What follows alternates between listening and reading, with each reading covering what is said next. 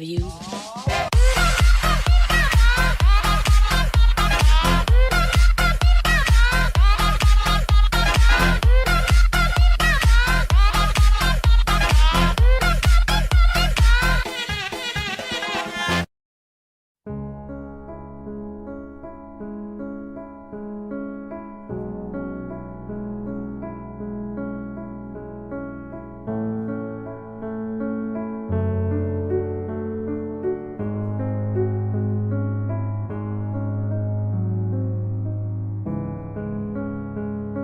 What's in the blue blazing fire?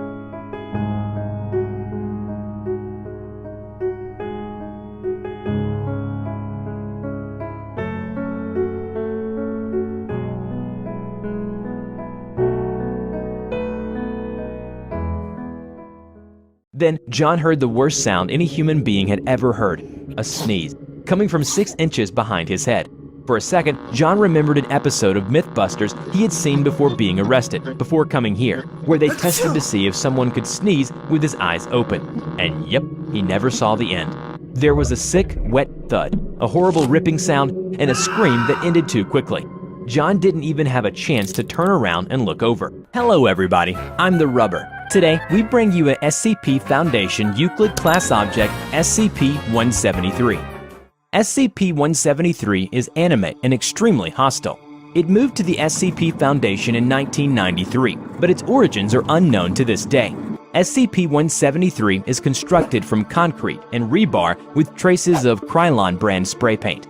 SCP-173 is completely still while in an organism's field of vision, only moving when it isn't being watched, even if the observer simply blinks or barely looks off the object.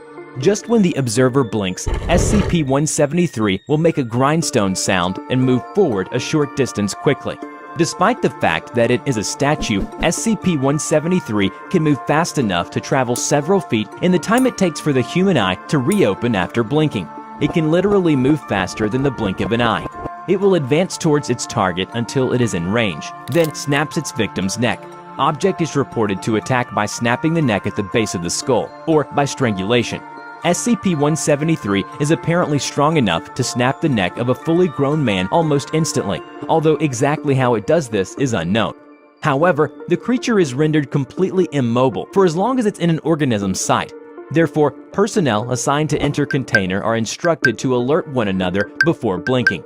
Personnel report sounds of scraping stone originating from within the container when no one is present inside. However, this is considered normal. The reddish-brown substance on the floor is a combination of feces and blood, but so far, the source of these materials is still unknown. And due to the increasing amount of reddish-brown material, its enclosure must be cleaned on a bi-weekly basis. Being constructed of concrete and rebar, SCP-173 is incredibly durable, able to hold itself in a fight against SCP-682.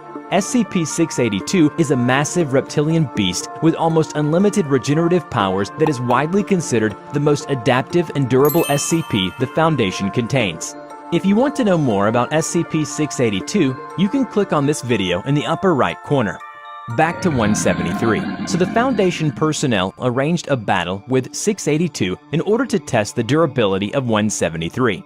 And from that day on, it inspires great fear in 682. Because SCP-173 is an extremely dangerous object, hence is to be kept in a locked container at all times. When personnel must enter SCP-173's container, no fewer than 3 may enter at any time, and the door is to be relocked behind them. At all times, 2 persons must maintain direct eye contact with SCP-173 until all personnel have vacated and relocked the container. And now, probably the scariest thing is that 173 seems to have started its reproduction. Here's one of the recordings of personnel's in 173's containment. "What are you looking at?" John Avery, presently known as D-5933, shouted at the other D-Class personnel in the cell. "SCP-173, what are you looking at?" came the reply. This worried John, as he was staring intently at SCP-173, and the other D-Class personnel was standing behind John, facing the other direction. Then, John heard the worst sound any human being had ever heard, a sneeze, coming from 6 inches behind his head. For a second, John remembered an episode of Mythbusters he had seen before being arrested, before coming here, where they tested to see if someone could sneeze with his eyes open. And yep, he never saw the end. There was a sick, wet thud, a horrible ripping sound, and a scream that ended too quickly. John didn't even have a chance to turn around and look over. From SCP-173's Addendum 1, it was written that SCP-173 appeared to multiply, producing 2 identical copies. 2 D-Class personnel were killed. It is unknown how this process occurred.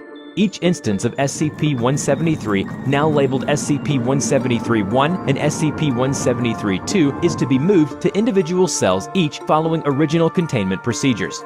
In Addendum 2, it was noted down that a second multiplication event occurred.